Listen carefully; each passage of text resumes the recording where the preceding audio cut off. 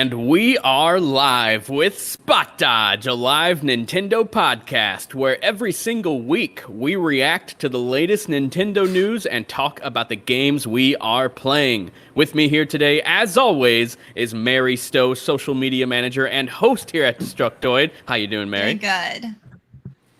Awesome. Then we have John Frisha, indie developer and managing editor over at The Escapist. What's up, John? Tell me, bud.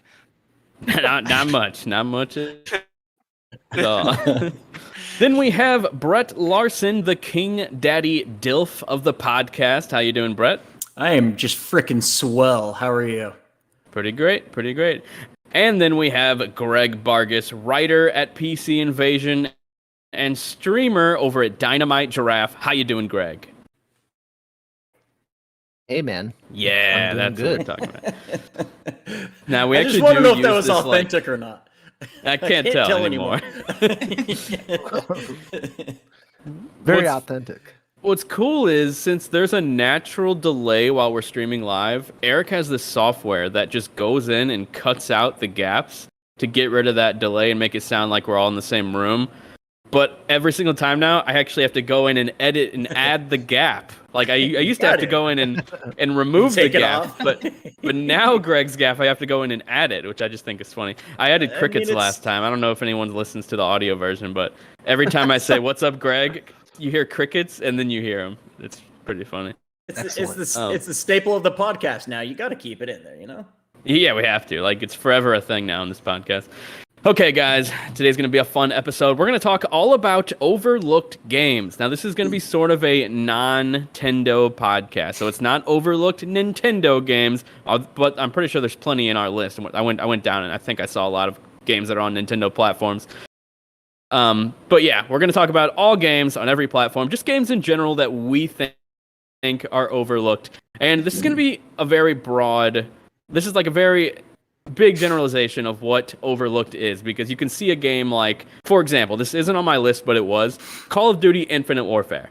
It was the highest selling game of that year, but I still think, in a way, it was overlooked because I think the campaign was amazing, and I'm like, no one's talking about this campaign. I think it's one of the best Call of Duty campaigns ever. So in a way, even though like millions of people played that game, I thought it was overlooked. So that's the type of overlooked, underrated, underappreciated definition that we're going to go with our list of games. And let's just jump right in. This is the first topic of the show. And then afterwards, we're going to get into the news a little bit and talk about the games we are playing. But first up, we have Mary. Tell us all about your first overlooked game or game that you feel is a bit underappreciated. So, kind of like how you were saying, like, Call of Duty, like, Infinite Warfare wasn't, like, it's still very successful, but still overlooked. My first one, Legend of Zelda: A Link Between Worlds. Zelda franchise is very successful. All the games sell well, but as far as like Zelda games go, I think A Link Between Worlds gets very it's locked onto the 3DS. You can only play it on 3DS. I don't think as many people played it as like they should have, because it's actually a really good, really cute game that introduces a lot of fun mechanics. You can do the dungeons in any order. So there's a lot of freedom with that. So yeah, that's the one I'm starting off with. I think it's a very underappreciated and overlooked Zelda game. Yeah. I just said in the chat, Mary, I was like shocking that Mary picked a Zelda game. I figured at least one would be on there. You know? Yeah. For sure. But yeah, Zelda, A Link Between Worlds. This was a game that, from the second we saw it, I did not like the art style at all. Like, I was like, man, I do not like this. But then I played it, and it's actually really good. I love that you can do them in any order, and you have to go back and like choose which item you want to take with you. You can't like take them all at once, which I thought was really interesting. I can't remember if you had to have specific items for a lot of different things, so you'd have to run back and grab them. Yes. But yeah, John, were you about to say something? Oh, sorry. You could have all the items. I think it was just that, like, it's like if you died, you lost them. If you was out. Yeah, well, they were yeah, renting the items. Yeah. That's what it was. Yeah. But That's strange. I just made sure that I didn't die, so it wasn't a problem. And you can like But permanently buy I would them. reset if Elitist, necessary. very My elitist bad. of you. Yeah. But I actually did like the gimmick of this one. Like you turn into a painting on the wall, and I thought there was a lot of cool and fun little puzzles in this game. Yeah. The dungeon design was like really solid. I just didn't like that art style. I did like that they used the map from A Link to the Past. I thought that was really cool, but I wasn't down with the art style. I would have preferred if it actually looked like A Link to the Past. I think that would have been awesome. Now I want to know what your thoughts were on like the Link's Awakening remake. Like, did you like that art style? That art style was awesome. Like, how Okay. did you not like that art Super style? crazy and human beautiful. Yeah, that's like Yeah, that game is gonna age like a fine wine. I bought that Oh, game man. just because of how it looked. I knew nothing about it. It's like the one Zelda I knew the least about, but I was like, it looks gorgeous, and I just want to play that. So, no, it's pretty. Yeah. Beautiful game. Glad to know that y'all are well cultured because when that game first got announced, people hated it so bad. I know. I was Everyone down kept because comparing it to one. the elves from the classic Rudolph the Red-Nosed Reindeer, like the claymation. Was it claymation film? Oh, I know what you're talking He looks just like the elves from that movie, which I thought was kind of endearing and cool. Like it was fine. He just has like black beady eyes. That's funny. But yeah, A Link Between Worlds, Mary's first underrated game. Let us know if you agree down in the comments. Oh, and before we go any further, I just gotta say, please, if you leave us a review on podcast platforms for the love of God. We've had 7 reviews now for like months. Like I want to say like 6 months. But our views have gone up exponentially. So it's like there's new people listening. Just please take a moment to leave us a review or just like the 5-star. You don't gotta write a review, but just like the little 5-star thing would be really appreciated. Now, next up, we have John. What is your first underrated game? Starting things off with Deus Ex Invisible War, which boom. I guess All right. Now, John, I want to give you this. Yeah. This is a surprise I was gonna do. All right. So I've never really heard heard of of this it? game. All right. So I mean, okay. I know the series. Yeah, I've never really played this game or really looked at it much. I want you to do an elevator pitch of this game, but pretend like you're at a club trying to talk to someone while they're like not paying attention. All right. So like the guy in that meme. So the guy in the meme. And I have future ones for you guys in very specific situations. Oh, So man. you're Brett, talking why to you gotta someone do at a this to us, club. dude? Come on. I don't think I can do it like It's that. so easy. So there's this game. It's like But- I don't know. Well, by all means, you can talk about your games like that. Okay, I have. All right, if you didn't want to take part in the game, all right, I'll do someone else. Yeah, I not feeling it. wrote these down too, and now you're not even gonna play. Oh. Did you? Yeah, I actually did. Like I wrote down specific scenarios where people would have to tell me what game is underrated, and a very funny scenario like at a funeral and at a wedding. This is like a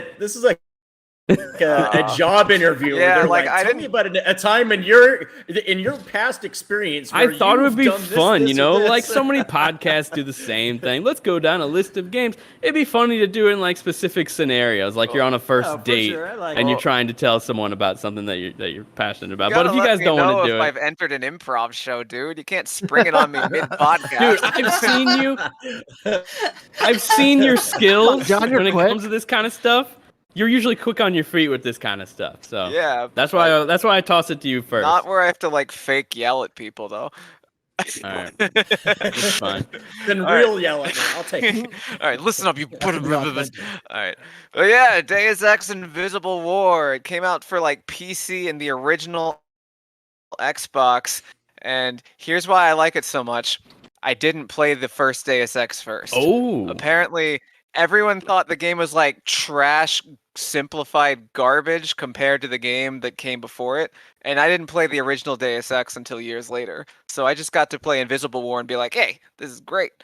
So it's a first person shooter, but it's kind of got like some early immersive sim elements. So like there's multiple ways to solve a situation, and you can get different like I forget what they're called in that game, biomods or something. So you have different powers you can buy to solve situations in different ways. But here's the only thing you're going to remember about what I have to say about Deus Ex Invisible War. It is one of the few games where you can blast children in the face and they die. Nice. Jesus Christ. Nice. You can. And we just got demonetized in an instant. There Fuck is them kids. there is literally a school you can shoot up. It's a Oh my futuristic God, school. John. But yeah, Damn. it's John, there, and I. we are sounds like out of my the kinda algorithm game. now, Yeah. sir. I'm Greg's like, I'm Greg I've never always played this, hated and now I kids. want to. I'm amazed that like there was never a controversy about this, because I think even in the original Deus Ex you could just kill kids, which is like, oh, okay, that's there in this No, game. that's And in not. this game you can do it at a school, and like it just goes to show like what a different age it was. Like there was like no controversy I ever saw about that. It was just, thing you could do The in the game if you controversy felt with like What year? games I've noticed is so random though. Like some of the stuff just flies under the radar. Like people mad about some exaggerated like gay characters in Persona 5, but nobody bats an eye at the school teacher that you could literally sleep with in the game. That's just totally True. fine. But True, it's yeah. just funny that people like handpick certain things to be mad about. Yeah. But yeah, I'm surprised this flew under the radar. Yeah, but also it is just a really good game, especially if you did not play the first one first. Okay, well that makes me think I should just skip the first one and go straight to this one. So. Yeah, maybe start with 2 and go backwards to 1. That actually works sometimes with franchises because you, in your mind, like okay, this is gonna obviously be not as good in certain ways. Like I played the entire Mass Effect trilogy backwards, which sounds Brett! horrible. But Come on. God. He's yelling at me because I didn't get the ending that he thought I should have got. He played it backwards. I mean, it was God back. damn That was like right when I was getting back into gaming. Mass Effect 3 had just came out. I was like, you know what? I'm just gonna hop right in because I watched my brother play a bunch of Mass Effect 2. And then I played through 3, and I was like, I'm gonna go back and play 2 now because that one seemed really good as well. Played that one, and then when 1 came to PS3 finally, like digitally or whatever, I played that. And I actually talked about it last week. That's the worst performing game I've ever played in my life. Mass Effect 1 on PS3. 007 King Ifrit in the section comment said actually a Ifrit, game where yeah. you can kill. Oh, Ifrit. He said actually the game where you can kill kids for once is welcomed. How? We have some Yeah, sociopaths. I'll be looking for you on the fucking news, you school podcast shooter. today. God. I mean, if we're talking about killing kids, I we know what he can't go means, without though. mentioning Days Gone, where like the main enemy of the Yeah, game that's is true. the They're kids like, that they're- turned into little but- zombies. But in Really? that case, That's funny. you don't view them as children because they're just like these little like pesky like monsters. Just you know? like real kids. But I know what he means though. I know what he means though. Like there's some things that are just like so taboo in movies, like TV shows, games. When you see it, even if it's shocking, the fact that it's even there is in a way. It's kind of a breath of fresh air Actually- because it's so different. Dude, Like, I you just don't see remember. that. I'm pretty sure Greg Vargas wrote this article. The very first showing of Shadow of the Tomb Raider, they literally kill a kid in Oh the yeah. in the very first trailer. You see a kid fall into flames and die. It's like, holy shit! What are they doing over? It was I don't really remember. jarring too. Like the first time I got hands on with it, I was like, they fucking killed a kid. in this.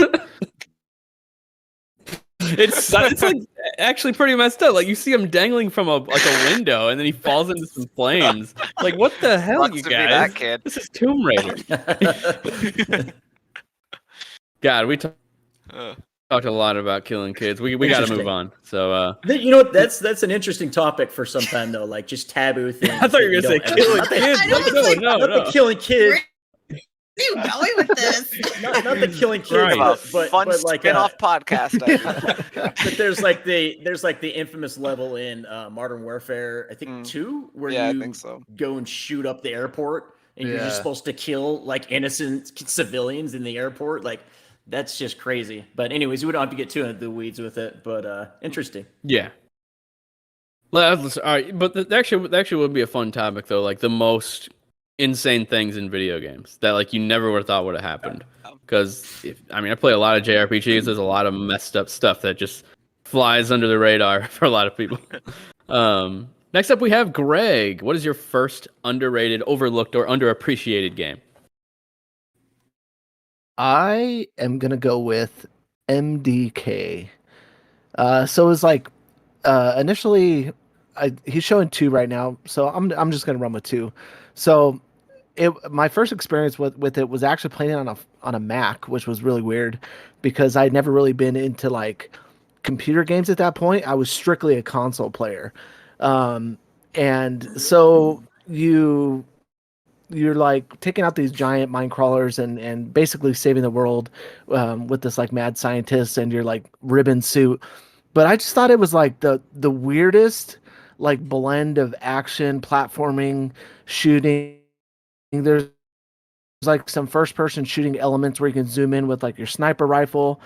And you play as, I think his name's Kurt, and you can in the second version of the game you can switch off between characters, so you can play as Max the dog, who has 4 arms, who's basically like a science experiment. It has like an arsenal of guns, but I just felt like it was like a really weird time in gaming where 3D like platforming games started to become more popular, but then also this like element of not being so serious in games, and it was just kind of a silly action shooter with like really tough bosses. But my favorite thing part about it was it really introduced me and got me ready for the later years of gaming in like solving puzzles within games, because there'd be like these, like you walk into this big spire that has like these like fan lifts, and you had to figure out, okay, I'm at the very bottom of this, there's enemies shooting me from up top, how do I get up there? And so Kurt has this like dope ass like weird ribbon suit that has like a parachute built into it, and like different weapons that he carries around on one arm. And so you had to like use a blend of like combat and like puzzle solving to get like to the top of it and then advance to the next part of the level. But each level I felt like it had such depth to it. Like I always found myself um, wanting to explore, finding, little nooks and crannies to find unlockables or little secrets, Easter eggs that were hidden throughout the level. And I think the first one initially got a lot of fanfare because it also released on the PlayStation. And then the second one came to Dreamcast, and man, I was like super excited to play it on the Dreamcast. I was like, "Oh yeah, these are next gen That's graphics." how you talk And back then it then. released on Yeah. PC. Like, Especially about Dreamcast. oh hell yeah! And then it released on, dude. You want to talk about Dreamcast? I watched every fucking trailer before the Dreamcast came out. Like, no, you don't. I analyzed everything, watched every Sonic Adventure trailer that was in Japanese, Ooh. and Dreamcast the magazine, you name it. But I just thought it was really unique that like each character had like a different feel to them. You had to use them all together, and they like segued into these levels with like a comic book style introduction. And I just thought it was like the best blend of all these like different elements. And like the funniest part is that, like, you know how the grunts in Halo always have like comments or remarks or funny quips, but so in MDK both 1 and 2 they also have like funny quips that they spout off when you're about to shoot them, or you shoot them and they say stuff. And I just thought, all around it's like a very solid game, and it's still available on Steam. So if you ever get the chance to go play it, especially MDK 2 HD. I think that's another THQ Nordic re-release, if I'm not mistaken. But it's, yeah, definitely like a blast from the 90s and early 2000s. That's well worth it. Nice. It's a very great description, and I'm officially intrigued. That's what the show's all about, you guys. Now, The intrigue. the intrigue. And Now the we have killing Brett Larson. What is your first overlooked, underappreciated, or underrated game? My first overlooked game is The Last of Us Part 1. No, I'm just joking. I'm about to say. You're like, I will Really? slap the shit out of you. I was about to kill No, you. so Last of Us Part this 2. This is a game that I don't know that a lot of people have played. It's called Arise: A Simple Story. Eric, if you want to put that up there. Awesome. This is the opening scene. So the opening scene starts with your character as an old man, and he's at his funeral, and people are mourning him, and he dies.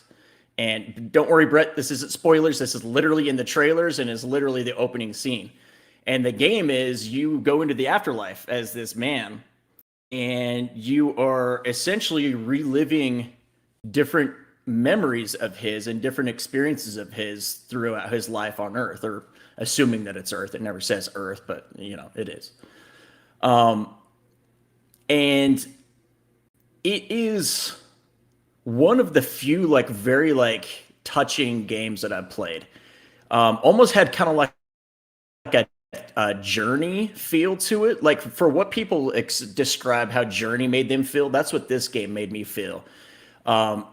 Every level that you play is like almost like a different like magical realm. Like there's like one where you're in like you're like all shrunken down, and you're traversing across like these sunflowers.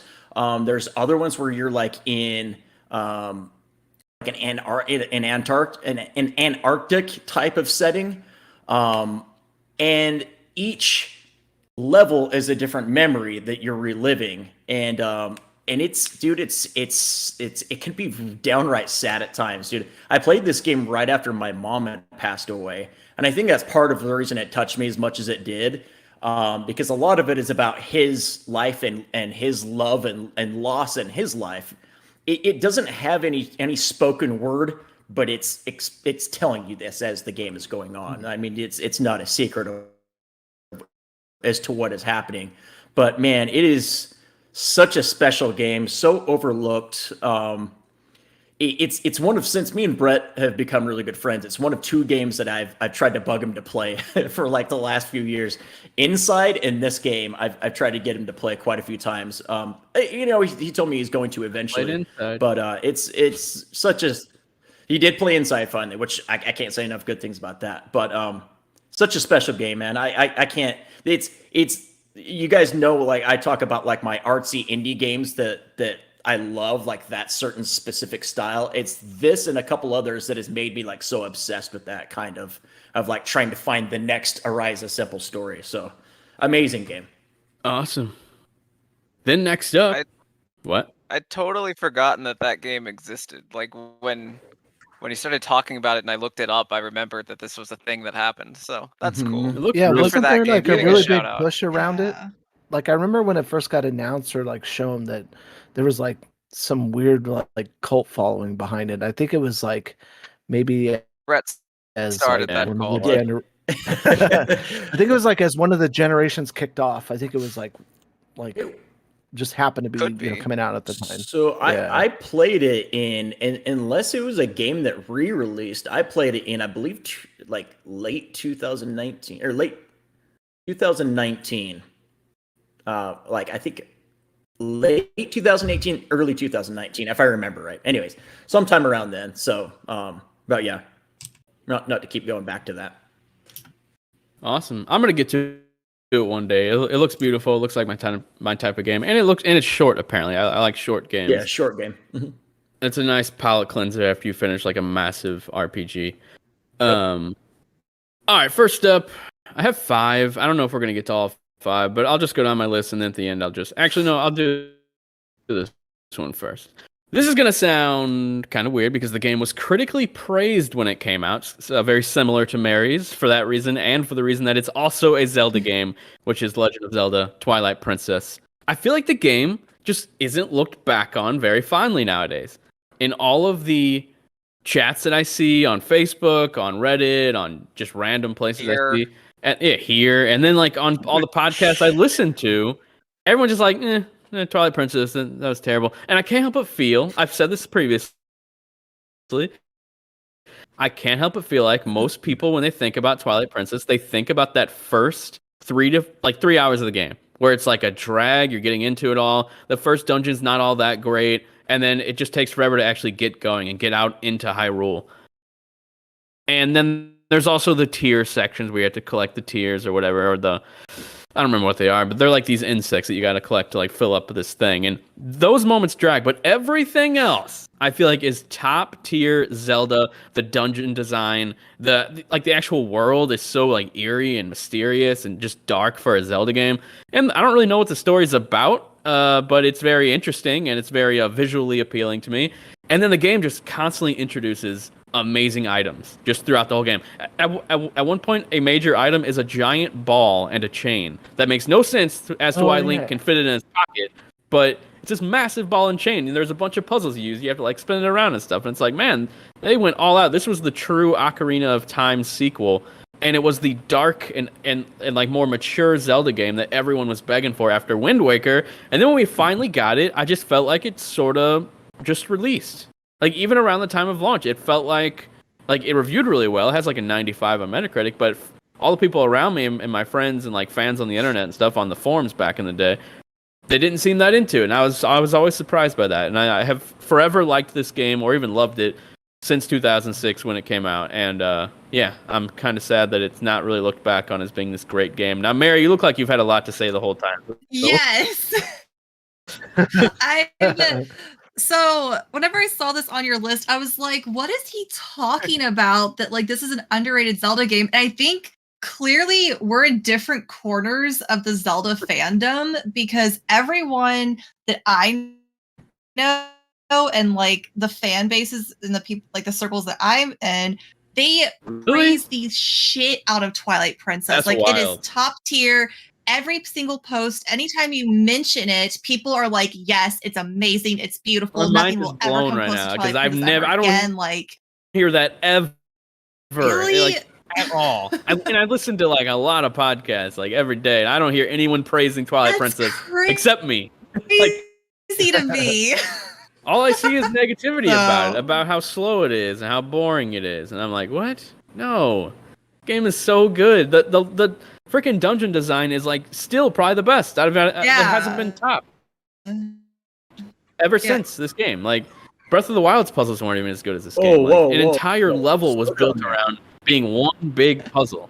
I mean, I don't think it's that crazy to say Breath of the Wild's puzzles weren't as good. Yeah, as 120 other- small puzzles Yeah. in Breath of the Wild. Yeah, exactly. It's a little different. Like, Yeah. entire dungeons were a puzzle in Twilight Princess. You had to figure out the entire area just to like figure out how to open a door. So I just really like that kind of stuff. And yeah, I just feel like this game doesn't get its roses nowadays. And the combat was actually really cool as well. They had like all these special abilities where you can like jump up on top of people and slam the sword into their skull and all that type of stuff. I feel like it was way more advanced than what Breath of the Wild is.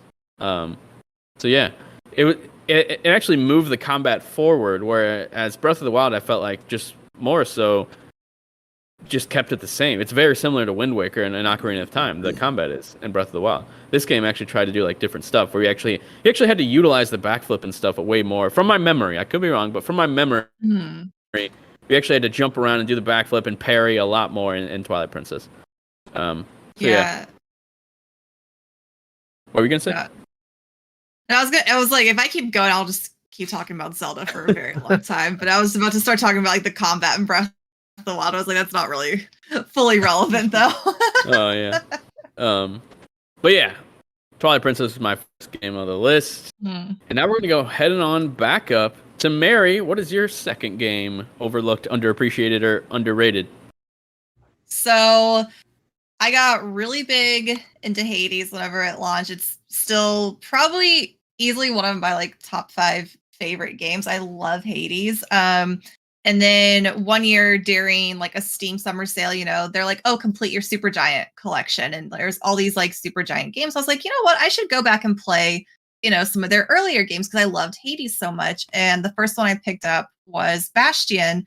And I love it. And like I had a few friends who I didn't know had played it. And they're like, yes, please play it. It's beautiful. It's gorgeous. You're going to love it. And it's definitely got all of those elements that Hades has, but you can still feel like it's one of their earlier works. Hades, I think, is like just shows how far they've come as far as like developing games. But the combat's really good. The art is amazing. The music, I have the playlist on Spotify like I do with Hades. Like I just listen to it for fun.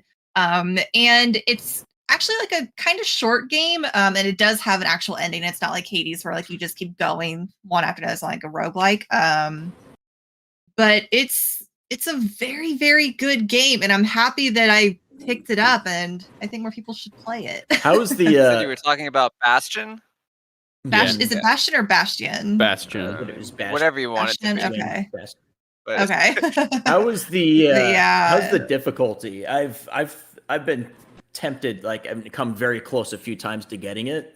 Just curious, like is it like a Tunic where it gets frustrating after so long, or is it like stay pretty fair? I don't remember it being like overly frustrated with it at times. I think it's pretty fair. And I feel like it does get more challenging at certain points, but like you feel like, okay, I can go get better equipped and then like ready to tackle like this again. And like I said, I think I looked at my Steam. I think I only spent like 8 hours on it. Okay. So it's not like I got super stuck and like had to sink a bunch of time into just trying to beat it. But it's really good, and it's got a really nice story to go with it as well. Doesn't it have a narrator? Yeah. Mm-hmm. Yeah. Like real smooth talking. Yeah. Is it what's And I can't remember. his face from Walking Dead? I can't remember. I can't What's his remember his name name? because I think he also does some of the stuff in Hades as well. Like Uh, the boy knew he had to grab Rick his hand Grimes. to get back into it. Oh, not. I meant what's from The Walking Dead the game? I thought the narrator was the same guy, and it doesn't look like it though.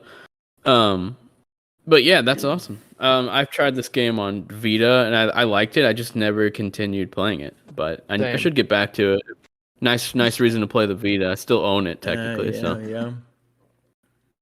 Yeah. Technically, next you lend up, I it think to it's like a Cambodian child. But I think it was through PlayStation What? Plus that I got it. John, now pretend like you're being interrogated by the police and tell us something. Tell us. I was gonna do that. I thought it was gonna be fun. Tell us about your next game. I don't know how I'd like.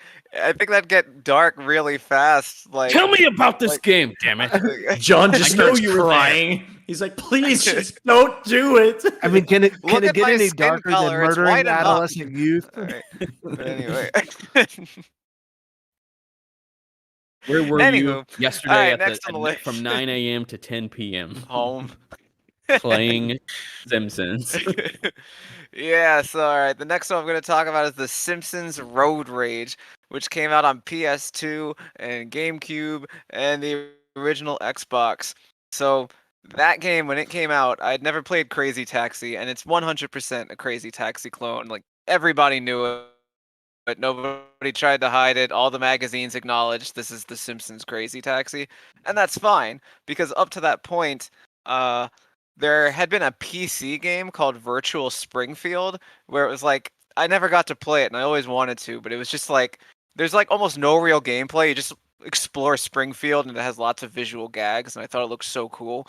But Road Rage was the first time you got to like genuinely explore Springfield in like this 3-dimensional space, and it was so goofy, and there was tons of great gags in there, and it was just like a ton of fun. But like it got a bunch of kind of like 6.5-ish reviews and stuff, and then a couple years later, The Simpsons Hit and Run came out, which was the Grand Theft Auto clone of The Simpsons. And then, like, that's the game most people remember now, The Simpsons Hit and Run. And I enjoyed that game as well, but for some reason, I always just had way more fun playing Road Rage, where you couldn't even get out of the car in that one. You were just, you picked a car and you drove, but, like, I don't know, it's just a purely fun experience. And, like, I could just replay that right now. It's just I don't feel like fishing out of GameCube. But If you love The Simpsons in one form or another, you gotta play this game for a little bit. It's really fun and addicting. I always loved, like, whenever there was a property that ended up getting, like, a full-blown 3D style game and just exploring that world that you see in the TV show, and it feels like, wow, I'm actually here.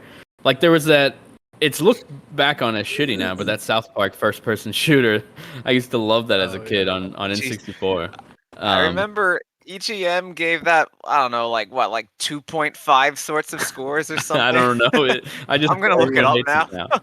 But I loved it as a kid. It didn't even faze me that like other people didn't like it. I was like, I'm playing South Park. I'm in like my favorite show. Probably shouldn't have been watching that show when I was 7, but still. Didn't we all? But yeah, Simpsons Road Rage. Check it out if you have a GameCube or if you like to emulate old games. So is Next that not on mobile, John? Sorry, I didn't mean to cut you off. I just had a question because I Did it come thought out those on were both mobile? on. I know Hit and Run was. I thought they both came out on mobile, but maybe I'm wrong. I don't know. That No. would be All right. surprising to me. I'll check it out. All right. Sorry, Brett. Next up, No, Greg. there's like a weird GBA port, Mm. but that's the extent of it for Road Rage. Now, Greg, pretend like you're giving a wedding toast and tell us about Resident Evil Code Veronica. No, I'm just kidding. Well, I wasn't going to be kidding, but I am now. Man, like talk about like the the biggest nostalgia trip that I have is booting up any Dreamcast game. But like I don't know what it was about Code Veronica that it might have been the Japanese trailers. That's when like like you're younger and like you're first like it's different now. There's so much Resident Evil out there, but like back in the day you're like researching, oh, in Japan this is called Biohazard, and there's like these only a couple of these games out, and it was really before like Resident Evil really hit that stride and became I'd say like a well-known big Capcom Code Veronica? property. I mean, I feel like Resident Evil 1 and 2 did enough to be big. I don't think so. Not at the time. They were very. I feel like they were still. I mean, they were still very niche. I think back in the day, they were still like they were in magazines. There was, I just don't think the Resident Evil wasn't everywhere, and as much as I loved Resident Evil 2. Wasn't Looked there up some sales numbers. Didn't this game come out like after the first film or two? I don't think so. Wait, which one are we I'm not talking Code sure. about? Veronica. Resident Evil Code Veronica on Dreamcast. Okay, so it came out 2000. because it didn't come to like other consoles till way later. Okay, yeah. Alright, So the first movie was 2 years later. I don't know. I could be wrong. Sorry for interrupting. I just feel like Resident Evil was pretty damn popular from 1 to 3. Because even I will say this, Yeah. like at the time, like especially after 2, I mean, I remember reading like these like shitty HTML websites that just had like text versions of this like potentially leaked screenplay for the Resident Evil movie that started out with like them running through the woods and stuff, and like it was nothing like the film that came out years later.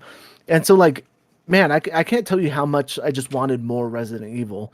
And so like looking this up in magazines, looking it up, looking at trailers online. Again, another one that I watched a lot of the trailers in Japanese and was just genuinely excited about Claire Redfield and her journey. But I thought the Dreamcast did a lot of cool things, like having the VMU. Like it was, for those that don't know, it was like a little your memory card for the game, but it had a screen on it, and so it fit into the front of your Dreamcast controller, and it would display like little tips and tricks, or it would have like your health meter. But it was like really the first like 3D, full 3D experience in Resident Evil that wasn't confined to like a lot of the camera angles that 1 and 2 and even 3 were. I felt like it was a bigger vision in terms of the Resident Evil franchise, but I say it's overlooked because at the time I feel like a lot of people chose other consoles other than the Dreamcast. I felt like the Dreamcast was sent out to fail. It was a Sega console, number one, in a time when there was other better options out there. Everybody was anticipating the PlayStation 2, and they were already burned by the Sega Saturn. But I felt like it was at the time, it was like I was experiencing this awesome game with like these crazy cutscenes, and like even that first initial scene where you're in the jail and one of the lighter flicks up, and like there's just like all these like more intimate Resident Evil moments that really made the game for me. And like I still remember the boss battles from 2 at this point, and I had played 2. I don't know how many times all the way through and gone back and unlocked Hunk and all those other characters, but like it was like I don't know what it was about this game that I felt like at times, like maybe it's just the age I was in, that I was like the only one playing it, but it was just, I don't know if it's so much that it holds a special place in my heart, or that like, I really wish more people back in 2000 got to experience this Resident Evil game on the Dreamcast as I did. And I went back and purchased it a couple of years ago again because I had no idea where my game went. And honestly, I think it still holds up pretty well. And like the first time, you encounter the Bandersnatch and like, these like different quiet areas of the map, and it's still, I think it's still such a solid game. Now, two things. I feel like the main thing that's overlooking this game is Capcom itself just skipping it with the remakes. Come on, Capcom, you should have remade this and then 4. Like, why skip it? And the Probably second putting thing is more that care into this one. Yeah, they're doing 4, so I don't think they're gonna come back and do Code Veronica. But and then the other thing, that opening cutscene where she's holding the gun and she's like, and then she drops the gun and it's falling. She's like looking at it fall, and then she goes down and catches it and then shoots the things behind them and then they explode. Can't tell you how many times I reenacted that as a kid, like So many spoilers. dropping the gun. And then dropping down to the ground as fast as I could to catch it. So yeah, that's good memories. Code Veronica. I still think you're crazy. I think Resident Evil was so popular in the like even before 2000. I think it was really popular. Next up, Brett Larson. What's your next game? I feel like a terrible person pretend like this. your wife is having Oh, a God, here baby he is. next to you, and you're trying to calm her. But tell us about A Way Out. Honey, A Way Out. Honey, it's this okay, game. Babe, I know this doesn't feel good right now. It hurts. Just keep breathing. I have to tell you about something, okay? It's a game called A Way Out. I know you haven't heard of it. Not a lot of people have, let's be honest. But it's phenomenal. And when you're done having this baby, me and you are going to fucking play it. Oh, see, that's what I was looking for. Thank you for bringing the energy, Brett. Thank you. Oh, man. So A Way Out is obviously like the other Joseph or Joseph Ferris? Joseph Ferris? So with the J? Joseph. Is it pronounced Joseph or Joseph? Joseph Ferris. Joseph Ferris, yeah. All right. So it's the other co-op game of his, the less well-known one after It Takes Two came out. I know he did a Brothers: A Tale of Two Sons as well, but that wasn't co-op, right? I mean, you control two characters. It was one person controlling two. And another amazing game, by the way. I love that game. But okay, so A Way Out, like there's only, I can count on one hand how many truly fun co-op experiences I've had in my adult years, and but not near the level that It Takes Two did. And it was a really fun game, man. Like if you have not played this and you got like a sibling or a good friend that you just want to like have a good time with, I think it's free for the other person if you own it. Yeah. Much like It Takes Two was as well. It was such a good experience. I actually played this with my son, who at that time I believe was 10. So when I first started, I was like, oh, this is going to be rough trying to play with a 10-year-old. I'm going to have to basically guide him through the whole thing, and he's going to get stuck, and it's going to be frustrating, and I'm going to want it to be fun, but he's going to hinder the experience because he's 10 and he's not going to know how to do certain things. But no, dude, it was like, I don't remember one time where I had to like put him on my shoulders and walk him through parts of the game. Like it was like this perfect blend of you experiencing your character and not having to worry about what the other person did, and at the same time you both working together to get through whatever part of the map you're on. And it was really good, really well voice acted. Surprisingly, like the action moments were good. Like I was just very surprised by some of this game that I was not expecting. And yeah, man, very, very good experience. Like I said, It Takes Two is still my favorite co-op experience of all time, but this is not that far behind it, and not nearly talked enough on the level that some of these other games are. So A Way Out, go play it. Very good game. Yeah, super good, and I was always impressed by just how many gameplay mechanics they end up introducing. Like you're driving, and then you're playing a third-person shooter. You're doing like a puzzle section. There's just like so much random things that they included. So And man, yeah, super good. And the story too, like that. It's one more thing I just wanted to say. I'm not going to stay on it long, but like this, I couldn't believe how much the story draws you in. Like towards the end, like yeah, that's all I'll say. It was like a very satisfying story that goes along with it too.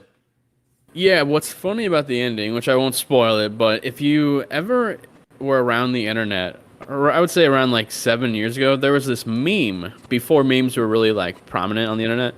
That explained like it'd be cool if a game did this, and it was like, wow, that would be really cool. Well, A Way Out actually ended up doing that thing that meme always said would be awesome, and so yeah, I definitely highly recommend checking that out. Great pick, Brett. Now who's next? Let's see. Oh, I'm next. All right, I guess we're just gonna do all these. So I'm gonna shout out Guacamelee 2. Guacamelee 1 came out, and I felt like it was like one of the big known titles around the time PlayStation was really supporting indie games. Remember those days? This was also the first game was also like a really like popular game on Vita for that small passionate audience, and it actually did really well on Vita. That's coming straight from Drinkbox themselves. And when the sequel came out, I was so hyped because the first game was just so good. I'm not super into Metroidvanias, but like the combat was so fun. Like the level design, the platforming was amazing. And then when the sequel came out, it just basically did everything exactly the same, but like 4 times better. And I just could not believe that they somehow came up with a bunch of new ideas that essentially utilized the same gameplay mechanics. A few new things were added, but they somehow just made some of the best level design that I've ever played in a 2D game.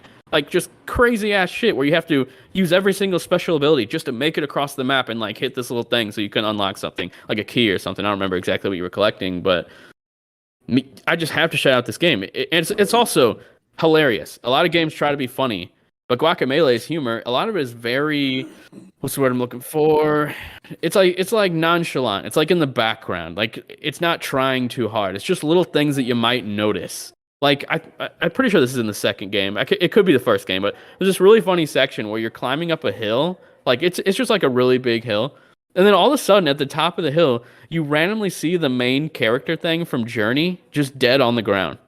It just like doesn't acknowledge it. Okay. I just thought it was freaking hilarious. I'm like, oh my god, because the whole point of that game is you're climbing a mountain, but you can die on the way up, and you just randomly see the little thing from Journey just dead. I was cracking up for a long time.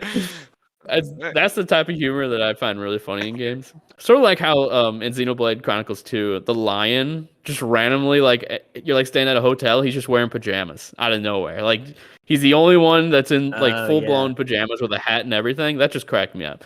But anyway, that was random. Just random shit. So yeah, Guacamelee.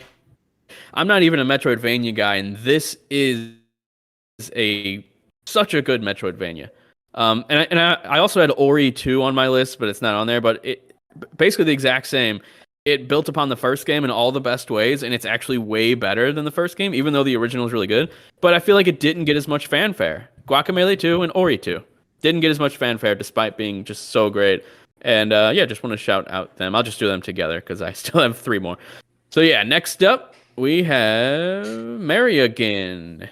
All right, Mary, pretend like your daughter's dog died, and you have to break the news to her, but also tell her about the longing. I can't do that. But I am gonna shout out The Longing. I think we first saw this game, I want to say it was like a Nintendo indie showcase or an indie showcase of some sort. And I remember the very first thing, the initial reaction is like, oh my gosh, it's 400 days long. Like it's actually in real time. And I think that either intrigued a lot of people or turned them off of it. But it's definitely worth checking out. And like, there are things that like you can do to like speed time up, but it is like 400 days real time. And I held off on it for a bit. It was it was like on my watch list, but one of my friends ended up picking it up and she got really into it. And then I was like, well, now I want to get my little shade and like go like crawl through the tunnels, make discoveries, because like there are so many things for you to like explore, discover. It's kind of this journey like through loneliness because it's just this little shade, like all by himself, all by his lonesome. And so a group of us all ended up like picking it up like around the same time and like comparing like this is what I did with my little shade today. Oh, I'm at day this, and like one of our friends just completely abandoned his shade for like 100 days. But he was still there. So it's worth checking out. It's it's a good little journey, I think. Awesome. Now, I did read that like The- is it like possible to skip days if you really want to? Go ahead, John. You can jump through like time like pretty quickly at some points. Like Okay. you have to like make some progress though, but there Okay. are things you can do to like jump ahead like hours at a time, Okay. like a good chunk of time. So like none of me and my friends, none of us spent 400 actual days You weren't that on committed. it. You can if you want Yeah. to, if you want to play it that way, but there's little things you collect that like can help get through it in less than 400 days. Cool. Yeah, Nice. no, I was one of those people that thought it looked intriguing when it was announced at whatever, probably like a direct mini or something like that. Or Yeah, it was something was like that. somewhere in there, but yeah. Well, I'm glad to hear that game is enjoyable for its intended audience, shall we say? Yeah. It's fun. I had a good time with it. Cool. The way you described that, Mary, almost reminded me of like the old Tamagotchi pets. When she's like, you have to keep your little shade character alive and check in on him today and stuff. It reminded me of having one of those like virtual pets when I was well, younger. thankfully you don't have to feed him, but like I got really busy for a bit, so like I would just turn my Switch on, go check on him, give him like a new book That's to awesome. read, and then I would turn it back off. That's awesome. So, Nice. but it was fun. All right. Next up, we have John. You have to pretend like you're annoyed at me telling you to pretend to do things. I could never do that, Brett. That's the most unrealistic one of them all. All right. Next up, My next Metroid. game. Yeah, Metroid Samus Returns on the 3DS. The game that was Boo. the game that was not announced at a Nintendo Direct. It was announced at a Nintendo Treehouse immediately after a Direct Yeah. out of nowhere. And it was like the craziest reveal in Nintendo history just because it was so stupidly random. Like, Yeah, what was up with that? I have no it's a idea. freaking new Metroid Yeah, game. brand new not direct Metroid. worthy. Like, oh man, I don't know. So hopefully they learned their lesson and we'll never see that happen again. But like, I don't know. But anyway, yeah, this game is great, and I feel like it was a little overlooked just because I think when this game came out, was Switch already out? I think.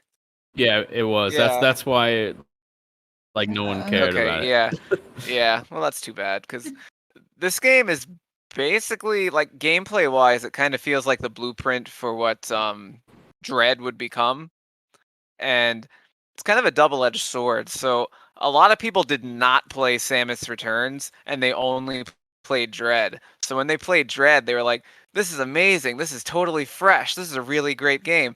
Me, I was like, this reminds me too much of Samus Returns, and I liked that kind of more. So, You're crazy. so, Samus Returns. So that was So good. It's fantastic. Yes, you're right, Get Mary. out You of should talk town. more It's about one it. of my favorite Metroids. Awesome. I just gotta say, Mary, John, and Becca in the chat. No, you're wrong. You're all wrong. Okay, Mr. Twilight Princess is underappreciated. Dude, you were the first Yeah. person in years I've heard say anything positive. And it wasn't even you, it was your made up friends. You could be lying for all I know. Hold on. I will summon my friends. Whoa! All right. But Samus Returns. So this is the one that actually introduced like the counterattack. Whoa, I smacked my mic. The counterattack mechanics. And I appreciated how this game, it felt like it had a different tone than the games before it, because if you think back to like even Super Metroid, there'll be like these little enemies that sort of crawl across screen and they're not interested in hurting you. They're just sort of there. And if you run into them, it hurts, but otherwise you have nothing to worry about. Samus Returns is different in that basically everything wants you dead. Like everything is aggressive towards you. Like so, Just like real life. and yeah, and and the fact that you're like literally on a genocide mission. You're on a mission to destroy all the Metroids because this is a remake of the original Game Boy game Metroid 2, and so everything about this game just feels like more aggressive. You're there to murder everything, and everything wants you dead, which is kind of a unique angle for Metroid in the first place. It's so freaking hard. They are Like, extremely hard. I'm like, still playing this game, and- by the way. I haven't beat it because I don't know. There's something about it. You I just- you I just don't started know after quality, Dread. so- I started after Dread, and after I played Dread, I'm like, this just isn't as good. So it's harder to get. It's harder to get through. Yeah, Maybe it just depends which one you play first. I Maybe. think so. Yeah, so like, and it's funny, like I reflect fondly now on the difficulty of this game, but at the time, like I was at risk of breaking my 3DS over it because I'm a violent lunatic exclusively when I play video games that are too hard. So like, there was some dicey close calls with the hardware there, but once I beat it and didn't have to play it again, loved it. Yeah. That's why I don't play. I- That's why I don't play games that are too difficult. Brett got Like, way quieter. Is Brett way quieter now for you guys or no? I Maybe pulled back just- from the mic a little bit. Maybe that was why. Oh, yeah, that was probably it. Yeah. I don't know. He's still really quiet for me, but yeah. I don't know. What were you saying? Anyway, what were you saying, Mary? No, I was gonna say there's one particular boss fight that I was like losing my mind over, and I was playing on a friend's borrowed 3DS because he has he has a modified 3DS where you can stream from it. So it's already a Oh, very rare item now. So I was Yes. just sitting there. I was like, I want to throw this thing and I cannot throw it. So I was just like That's great. having to like calm myself, put the 3DS down and be like, I hate this boss so much. Was it not trying not to get too much into spoilers, but was it the drill one? Mhm. Or no? Yeah. Oh yeah, okay. Yeah. That was the Mhm. worst for me as well. Hated That was it. driving me insane. And you know, it's funny. So like when Dread came out, so many people were saying like Dread is so hard. I can't believe how hard this game is. I guess Samus Returns trained me because I just like I didn't think the game was easy, but I didn't think it was that hard either for the most part. Like Yeah, I don't know. I started playing all like the 2D Metroids like in 2021 leading up to Dread. So like I think I just kind of got better like as I played. Because yeah, by the time I got to Dread, like I was doing like Shine Spark tricks that like I don't think I ever Oh. would have been able to get before. Like some of those are hard. Yeah. Yeah. Okay, All right, so you're- guys. You're a seasoned veteran now. I never thought that Metroid would cause so much drama in our chat, but people are going nuts. People are going nuts. And Like- Becca also said, "I am not imaginary." I never said Samus Returns was bad. All right, and I have a huge confession to make. I've been joking this whole time. All right, but I have a huge confession to make. Wait, hang on. Mary says, Brett. In my circle, Twilight Princess I'm enjoying is this. never talked about or revered as anything good. I'm telling Now, you. Brett, Who's in your I- circle? I'm Who's in not your exaggerating. circle? We're are your we in this friends. circle right now? You're in Okay, the circle. You're part of it. Pretend like Part you of have a circle of friends that hate Twilight Princess. And I specifically remember Go. Mary, Twilight Princess, not even being in her like top 5. So, My top You're one of the 5 haters that I'm Zeldas talking about. Or top 5 games. Yeah. but listen, I top think it 5 is. Zeldas. I think it is. That changes. I'm pretty sure.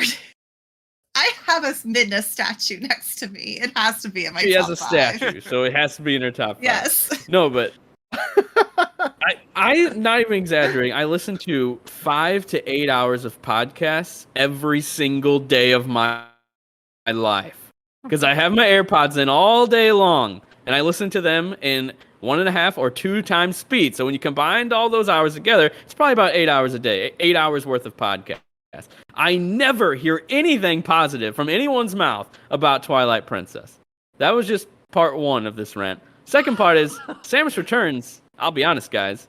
I've only played about 8 hours of it. Haven't completed it because I stopped playing it because I played Dread and it just felt silky smooth. That amazing combat. The freaking boss fights in Dread were so good. I'm freaking zipping back and forth like I'm playing Smash Brothers or something. That was a great ass game. So then when I went to Samus Returns, everything just felt sort of stiff. And it's because it was a 3DS and they didn't do, like, even though the deflecting stuff didn't feel nearly as good as it did in Dread. And one final thing to admit is I was playing it on an emulator that didn't let you point in any direction to shoot except exactly left and up and right and up and down. So anything in between there, impossible to hit. So that ruined my whole experience. So Samus Returns isn't really as bad as I'm making it out to be because it was the emulation that was making it worse than it actually was. Correct. So there you go. Okay, it's because I don't have it. Actually, I literally tried buying it, and on my 2DS that I have, it'll never load the eShop ever again. It's just forever broke. I kept trying to load it over and over, couldn't even do it, so I could never actually buy the game. Still $40 on Amazon. So that's why. Yeah. And then someone said Brett is always wrong or something like that. I agree. Hold with on. that was Greg, and then no, it wasn't me. No, it was someone else first. Elias. I don't know who Elias. Do we know Elias in real life? Thompson. Brett is usually wrong about video games. Someone You know with the what? very right opinion At least, said that in the chat. someone out here, out of all these video game podcasts, you know the ones I listen to, at least someone actually has a voice. And you know who that person is? Brett Medlock, God damn it. I'll give you that. Let's move on to the next thing. Next up, we have, who's next? Where are we? Greg, what's your, I don't remember what game this is. Your fourth, third? What's your next game? Ah, shit. This is my third. Yeah. But I pretend like you're telling your mom your girlfriend just got pregnant. Pretend like your dog just Again? took a shit and it got stuck in its bum a little bit. And you gotta talk to it while you're trying to get it pulled out of its bum. There we go. Very See? specific. Yeah. Damn it, Thor. Wouldn't be the first time, but he nipped me earlier, that fucking guy. No, I'm not gonna go with UN Squadron for my third because I'm being very selective here. I'm gonna go with Titanfall 2. Not just because I love Apex Legends and Respawn Entertainment as a developer, but just because this was like the first time that, so Titanfall 1 I remember was like my real first multiplayer Xbox One experience. One of the reasons, I think it was the first game that I bought on the Xbox One. But the one thing that a lot of people wanted or anticipated was, what the future would bring for Titanfall and the Titanfall franchise, being that they, split off and made this new company that was developing a game from original Infinity Ward developers, and so they were wanted something more out of it, like some sort of story that reflected, the pedigree that they had, brought to the table. And so finally Titanfall 2 brought that. And I've never played a game where my palms were so sweaty the entire time, and yet I was having fun, and like genuine fun and interest, and just the not only the voice acting, but the level design, the animations, the overall graphics. Like this, it was at a weird time where, like, I don't know what, I think a lot of people were maybe burned by the first Titanfall, or it didn't find the right audience because it was an Xbox exclusive and later came to PC. But Titanfall 2, like, by far, has one of the best stories in first-person shooter games. Visual presentation overall is like fucking phenomenal. And not only that, the multiplayer like set the stage for what became Apex Legends. Like, shit, half the weapons that are in the game, or if not all of them, are in Apex Legends. But the multiplayer, I felt bad too, because I wanted more of it, and the community just was not there for a long time. It didn't have the lasting power that Apex Legends does, but it had like one of the most fun multiplayers around. And I remember there was probably about like 4 or 5 of us that were on Xbox that played the initial beta and then jumped into the multiplayer and played, a good amount of matches. But just being able to like be, this tiny human, running around on a map, jumping, off walls, double jumping with your little boost pack, grappling, running on walls to get to the higher up positions on buildings, and then jumping into a Titan and calling out this like massive robot that you can now jump into and splatter enemies on the field. It's just like an all around, like it had everything that I felt like, Call of Duty could have done at the time to like kind of advance its like position as like one of the best competitive and it just sucks because it wasn't the right time, but it's still like I still look back on like how good that game was, not only from a storytelling aspect, but to genuinely caring about your counterpart in the game, which is a fucking robot. And then, just the scale of the game in general, not only in multiplayer matches, but in the story as well. And I remember, telling Brett, I was like, dude, you got to play this game. Like play at least the story. I played it. And, it was like one of the games. Yeah. And it was like one of the games I just wanted other people to experience because it was such a good time. And, I occasionally I'll jump back in and see if matches are still just as fun. And it's got some of the most smooth, fluid gameplay, and it implements mechanics and does it well throughout the entire experience. So if you ever get the opportunity to just even play the story of this game, I know it goes on sale often, and I have seen it I think it's still available on PC, but go play it. Game Pass. There's my call out. Is it? Of the episode. Woo! Yep. Yeah, the campaign's really fun. Awesome. Highly campaign. recommend. Awesome campaign. All right. Well, is that all you had to say on it, Gregory? Yes, sir. All right. Now, Brett Larson, what is your next game, and why is it Hello Kitty Island Adventure? Because Hello Kitty Island Adventure is just underrated. That's why it's just so good. Yeah. No. So I've got two more. I'm just gonna roll them into one since we're getting fairly close to time. But before those two, I don't know why I didn't think of this one earlier. It's one I always talk about. It's like one of the great injustices of gaming that this never got a sequel and will never get a sequel, apparently, is Sleeping Dogs. Such a fucking great game, dude. And it's sad that we will never get a sequel to Sleeping Dogs. You play as an undercover detective trying to take down the Triad in Hong Kong. Open world, kind of GTA style game. Some of the most satisfying combat you'll ever, like, in fighting of any game I've ever played. So damn fun. And like I said, it's just a crime that will never get a sequel. But other than that, that was just kind of like my like a shout out to that one. That wasn't even on my official list. I have Battlefield Hardline. So I'm a big Battlefield fan, and I don't play online shooters that much anymore. There was a time where like that's kind of all I played, and it would be between whatever Call of Duty was out or whatever Battlefield was out, or both. But if I was to play one, it would always be Battlefield. I just prefer those games more. But for some reason, Battlefield Hardline is like the redheaded stepchild of that series, and it's actually really good. I think a lot of people wrote it off because it was so different from the normal like military style Battlefield games. It was like the cops and robbers, if you will, and it had a pretty unique campaign.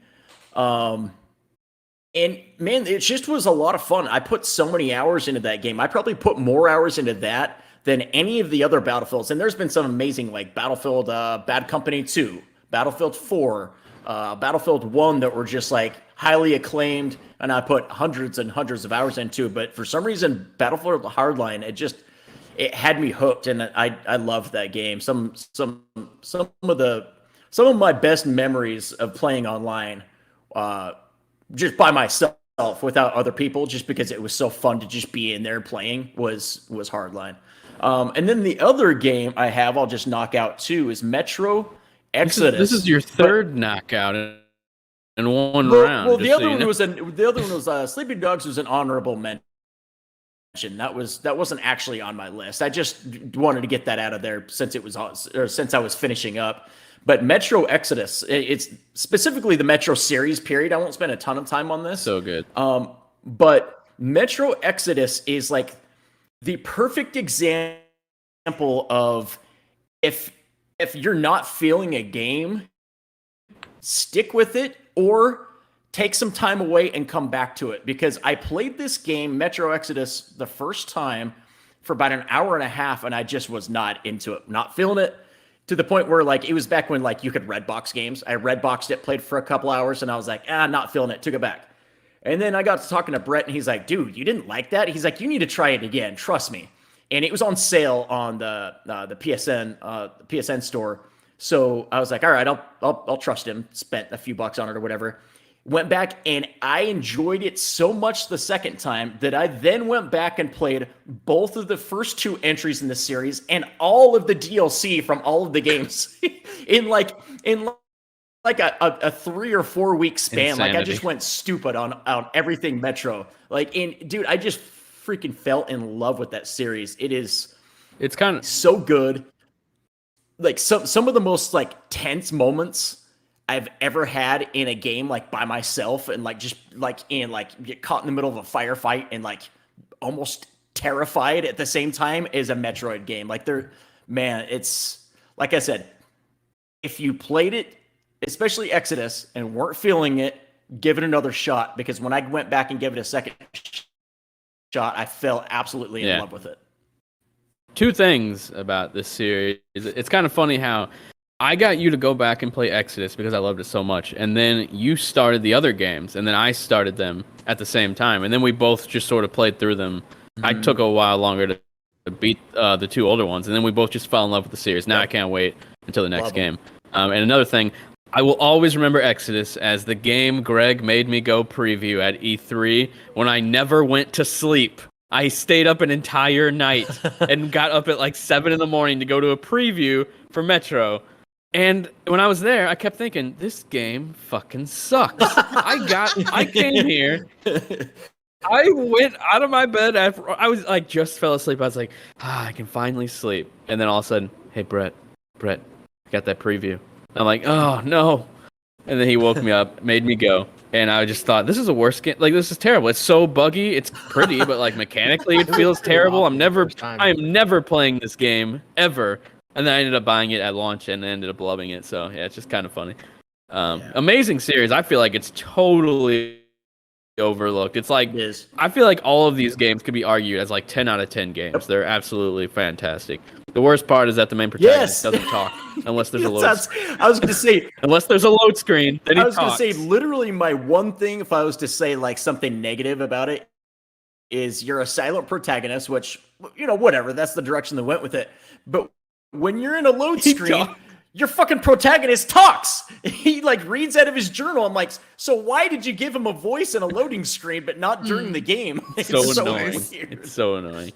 Because it would make so much sense if he just talked during the cutscenes. Because they're all like, what's like his name? Pouring out their heart to him, and he just like nods. They're like, Artyom, we need you help us. Yep. Okay. It's like, well, what did I say? What did he say? Did he say yes or no? Did he tell you to go fuck yourself, or did he say, yes, I'll help you? I don't know. Yeah, exactly. I'm not him. Yeah. But yeah, great series. And then we have me next up. I guess I'll get out two of these quickly, and then we'll go back around one more time. Then Brett's finished. My next game is Odin Sphere Lefrithseer. I don't know how you pronounce it. Odin Sphere is what I'm going to call it. Life for Seer. I don't know. It's an amazing action game, 2D side scroller, absolutely stunning. Developed by Vanillaware. They're known for doing Muramasa, Dragon's Crown, and more recently 13 Sentinels. I played Muramasa just out of the blue because I thought it looked like pretty on Vita. And then I was like, man, that ended up being amazing. That's arguably a 10 out of a 10 game.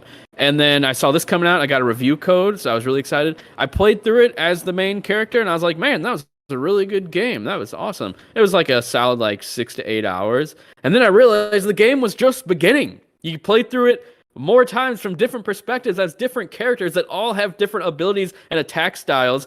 And it just feels like every single time you replayed it, you were playing a brand new game because everything felt so different. All the characters fought so differently, and the way the stories intertwined and all that stuff, it was very like Game of Thronesy with the story. I feel like it's totally overlooked, and this version was actually a remake of a PS2 original, I think. It was originally on PS2, and the art style has aged so well. It's still absolutely beautiful, and this is one of the best studios. Like, I'm still playing 13 Sentinels because I'm taking forever to get to it, and I refuse to go back to it until I finish Xenoblade Chronicles. But this is like one of my favorite studios ever, and Muramasa and Odin Sphere could be on this list because I feel like they're criminally overlooked and absolutely an awesome game. Not much else to say about it, so I'll go on to the next one real fast, which is Batman Arkham Origins. This game was developed by WB Montreal, not developed by Rocksteady.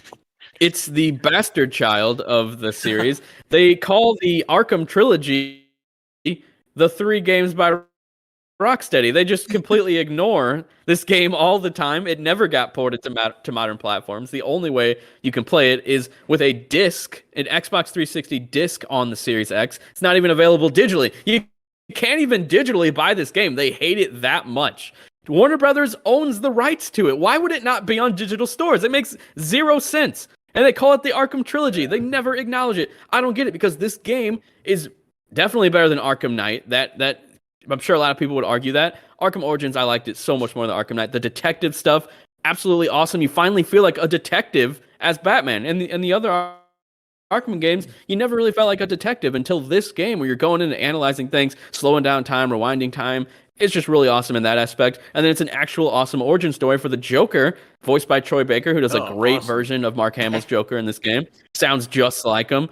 And it's a really intriguing main story between those two characters about how they're basically the exact same. One's just evil and the other one's Batman. So I just think it's a really awesome story. And in a lot of ways, this story was retold in the latest Batman movie that everyone really liked, and there's a very similar dynamic between Alfred and Batman in that movie that was originally in this game for the first time I saw it. I'm sure it's in the comics and the anime and stuff, but yeah, I just think this game's severely overlooked. The combat's more of the same. They added a few new things. They added the ability to I won't even get into it anymore, but I just think it's a really overlooked game, and the DLC is actually really good. Brett, you should probably play that. It's some Mr. Freeze DLC, and it's really awesome.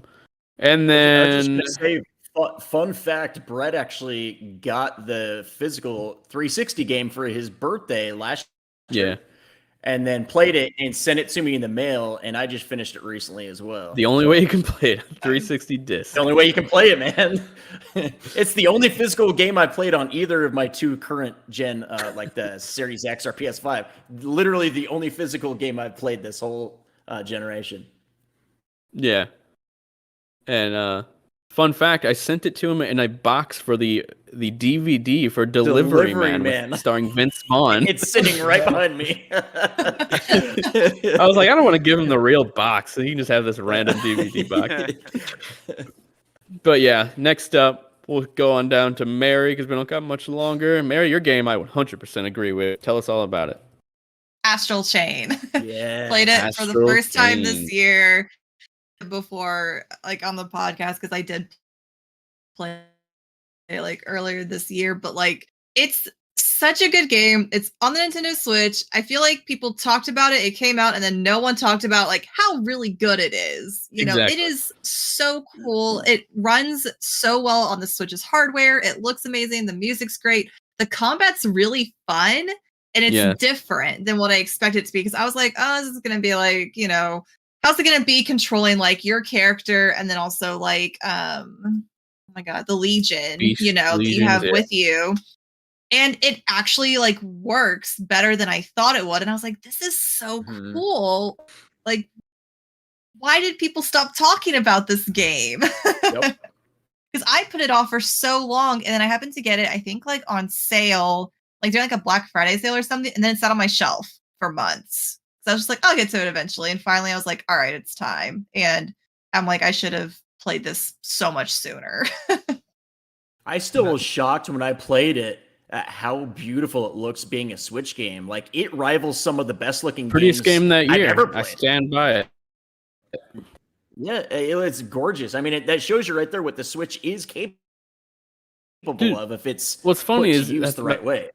I believe that was Right. 2019, maybe 2018. But either way, it was the same year as Luigi's Yes. Mansion, I think, which was also like this stunning game that like somehow the Switch was rivaling like its older platforms, or not older, but its newer platforms. Like those games are so artistically strong that they could match any like modern day like hardware just because the vision is so good with that art style. So yeah, amazing game, Mhm. definitely.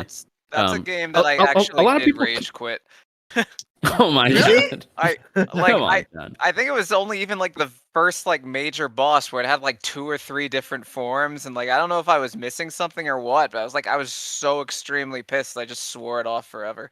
Damn, you got to go back, man. Yeah. You're probably missing something. It's so I'm unique, like and a lot of so people didn't close to like finishing that. it too. What's up? Greg, you never finished it.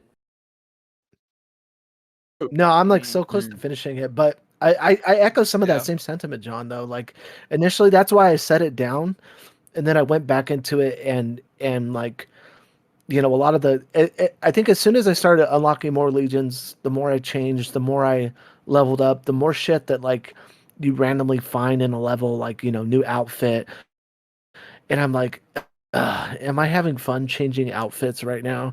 And the answer is yes. We're having fun watching you change But outfits. Yeah. oh yes, please, Daddy. But like even just like giving toilet paper to the the person that's in the bathroom, and you get like I forget what the unlockable is for it, but like I don't know, it finally started to I think click. I forget how many chapters there are. I think there's like 12 or something, but I think right around like 5 or 6, or at least more than halfway through the game, I was like, started to really feel a better balance of everything. There are some levels that I could do without, and some levels where I wanted more exploration, but I think overall it was a very solid showing from Platinum Games. Definitely. That's the platinum I love. Not the Babylon's Fall platinum. The most up and down studio of all time. Definitely. Amazing game, shit game. Amazing game, shit game. Yep. Yeah, I highly recommend everyone play that game. I think it's stunning. The story's intriguing. I'm so surprised there was never an anime because I thought it was like done really well. And yeah, the astral plane sections, they're basically like Zelda dungeons. I love that aspect as well. Amazing, stunning, beautiful. Let's move on to the next game by Okay, John. so Tell real us all quick, about I'll it. shoehorn in 2 extras that I didn't feel like talking about because I've already spammed them on this podcast before. So real quick, I'm gonna give a shout out to number 1, Sonic Lost World on the Wii U, later In the on thumbnail. PC. Yeah, the game's really good. People say it's a Mario Galaxy knockoff. I would say it's just a quality Sonic game that has some Mario Galaxy-esque elements to it. If you haven't played it, it's usually on sale someplace, so give it a shot. And the other quick Hang shout on. out, I got one little thing about Lost World Go since I for it. just played it this year. Go for it. Definitely worth playing if you still have a Wii U. It's also on PC, and it's it's a strange game because it's so good in some sections, like peak brilliant level design, just absolutely amazing. And then it just has some sections that are just like, what the hell were they thinking? Like, this isn't fun, this is terrible. But it's worth playing for those brilliant like sections. So I still highly recommend There it. you go. All Go right, sorry. play it, or else we're coming for your lunch money. Okay. And the other one, real quick, that I've already talked about in the past year is Dragon Ball Z Attack of the Saiyans, I believe it's called. It's the DS RPG from Monolith. I think yeah, it's the freaking Xenoblade people. They made a Nice. Dragon Ball Z RPG, and it's fantastic. It's a traditional turn-based RPG that takes you like through the battle with Vegeta on Earth, and it's fantastic. It's the game I wanted since like the 5th grade, and like I don't have enough good things to say about it. So like play it one way or another. If you have to go use your evil emulation methods, whatever, just go play it. If you like Dragon Ball, go play it. I love that game. You should love it too. Okay, now finally, arriving on the game I was going to talk about in the first place. Game Boy Advance. Banjo-Kazooie. Grunty's Revenge, I think it's called. random. Yeah. Random. So this game came and went. I remember the reviews for this game were like, it's just a watered down handheld Game Boy game. It's okay, but it doesn't capture the magic, blah blah blah. And they're all wrong. Those people are fools. I mean, I thought this game yeah. I was gonna say, can we admit that sometimes collectively it seems like critics as a whole just look at something and they immediately assume, this is just, it is what it is. It's nothing special. So here's a little review and let's move on. It seems like some games got that treatment. Bad critic. But it doesn't capture. Some games got that treatment, There are a and my lot of last bad one is critics. one of those games. So yeah. Yeah, it happens now and then. But this game, I played it. I really feel like this is like a perfect encapsulation of what a 2D, vaguely isometric banjo experience would and should be. It's a relatively small game from what I recall. Like, I think I actually 100%ed this game, and I don't ever go looking to 100% the game. I think it was just a game where it wasn't that hard to do, so I did. And it was really fun, like every step of the way. There was never a time playing this game I was like, this ain't as good as a console. No, it was a really good handheld banjo. So I don't understand why it didn't review better. I don't understand why people don't talk about it more often. Like, Looks and like on awesome. top of everything else, yeah, it's like it's Looks even fully kind featured. of pretty for what it is. Yeah. Yeah. So again, if you like banjo and you've never played this game, look it up. I'm sure it's not one of these games that's being kept under lock and key as far as emulation goes. Like, this is not held in the same level of esteem as Mario. This is something you could find in like an obscure bargain bin someplace. But yeah, I heartily recommend this one. And also keep in mind, a lot of GBA games have aged so well with their art styles. Yeah. Like, they're beautiful pixel art. So I'm sure it looks great. So I started playing this like not too long ago randomly Oh, really? because I had my I was taking my Game Boy Advance to the bathroom and That's playing why I've it been while I playing pooped. inside. Yeah.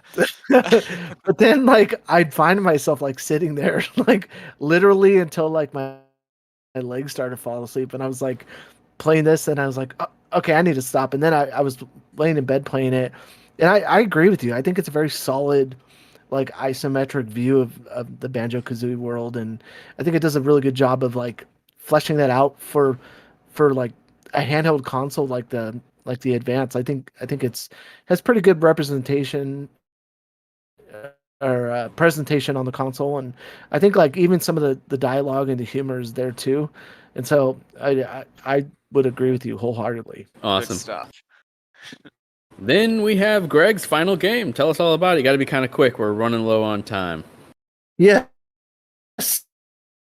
I don't know what Eric's going to put up, but I had the last two. One was Total Carnage, which if you like Super Smash TV or Smash TV, go play Total Carnage. It is a fucking awesome top-down shooter with like humor built into it.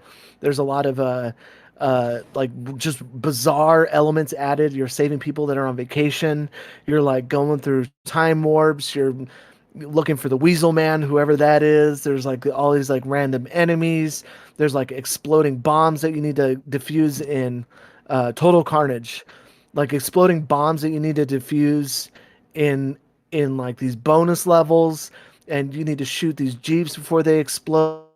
There's nuclear bombs that are going off, and it's like all in this like all in this like weird like desert of I want to say it happens in Iraq, and it was about the same time as like the Gulf War was going on, so it was like a weird like callback to like a lot of the elements that were featured on TV throughout the war, but like just as like a like your characters are Rambo style like characters, and there's like all these like crazy ass like weapons you can pick up. You can pick up a blue flamethrower, like the regular fire one, but like, man, if you play through this game, 2 or 3 times, you probably won't even get to the end. You'll run out of lives before you actually beat it, but you'll realize like how much better you get each time, and it really is like a top-down like bullet hell game that is totally worth it.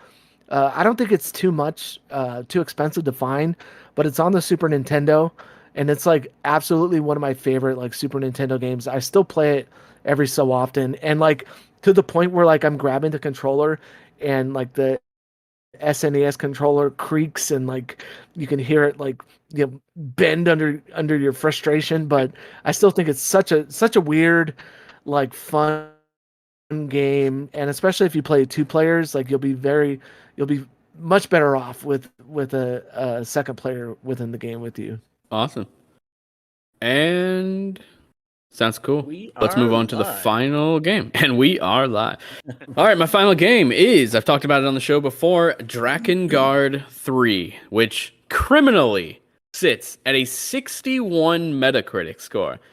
Guys, I went into this game because it was by what's-his-face. John, I'm sure you know his name. It's escaping me right now. The Nier guy. Taro. Do you know Nier? Yeah, I don't him. know Nier, but I know the name. And I was like, you know what? Yeah, exactly. I knew I could count on you, even if you don't even play the game. So yeah, this game's a 61. It's only 33 critics, but still, I went into it expecting the bad to start. I started the game. I'm like, okay, this is interesting. This is clever. This is funny.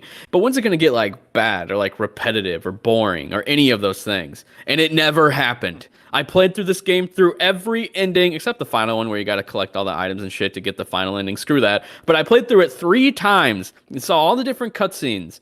And I was like, what the hell are people talking about? I can't help but think this game came out before critics, not to blame critics again, but before they understood what made a Japanese game cool or interesting or intriguing in any way. This is Nier. It's literally Nier. It's like the same style of music, it's the same art style, it's the same type of writing, but more funny and clever. And and once again, I don't usually laugh at games, but this game is genuinely funny. And a lot of it's the typical kind of Marvel humor that you see nowadays, where it's let's go do this thing, and then something blows up and all their plans are ruined. It's oh shit. But it still worked in this game for some reason. I guess because you don't really see it that much in Japanese style games like this. It felt very American, if that makes sense. Very different. And the characters are all very lovable. And you don't even know what's going on half the time because it's in the Nier universe and everything's wacky and weird. And I just can't help but think if this game would have come out 3-4 years later, whenever people have as a whole, gamers started to understand what made these games so interesting, I feel like it would have at least an 80 on Metacritic. I genuinely think it's really fun, really just entertaining the whole time. And the freaking main protagonist, I can't remember who she's played by, but she is just so awesome the whole time. You feel like a badass. So yeah, I had to shout out Drakengard 3. If you loved Nier Automata or Nier Replicant, I highly recommend it. I think, as crazy as it sounds, I liked Drakengard 3 more than Nier Automata, and I actually like Replicant more than both of them. Which is a totally out of order from everyone else. Not trying to be different. Everyone thinks I have all these bad takes. It's just how I feel. All right. So you just want to look cool, right? You just want to look cool. Most people would probably order those in the exact opposite. But it's just I liked it a lot and I was entertained the entire way. And yeah, that was the final game on the list.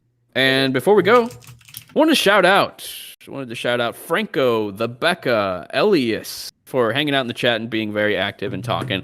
That means a lot. And we will see you guys next time.